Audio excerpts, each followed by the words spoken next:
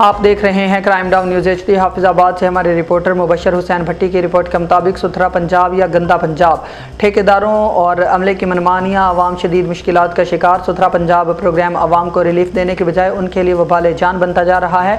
सफाई सुथराई का निज़ाम मुकम्मल तौर पर ठेकेदारों और अमले की मनमानियों की नज़र हो गया।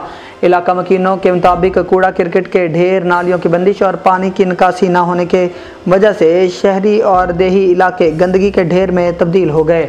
बारिश और गंदे पानी की निकासी बंद होने के बायस पानी घरों की बुनियादों में दाखिल हो रहा है, जिससे मकानात को नुकसान पहुंचने का खदशात हैं। शहरियों ने इल्ज़ाम आयद किया कि सुथरा पंजाब का अमला, जिसे सरकारी तनख्वाहें दी जाती हैं, अपनी ड्यूटी सर अंजाम देने के बजाय प्राइवेट मजदूरी में मशगूल है। अगर इनसे सफाई के लिए कहा जाए तो उल्टा जवाब देते हैं कि हमारी मर्जी है, करें या ना करें। इस रवैये ने अवामी गुस्सा को मज़ीद बढ़ा दिया है। इलाका मकीनों का कहना है कि महकमा की हेल्पलाइन पर बार बार शिकायत करने के बावजूद कोई सुनवाई नहीं हुई।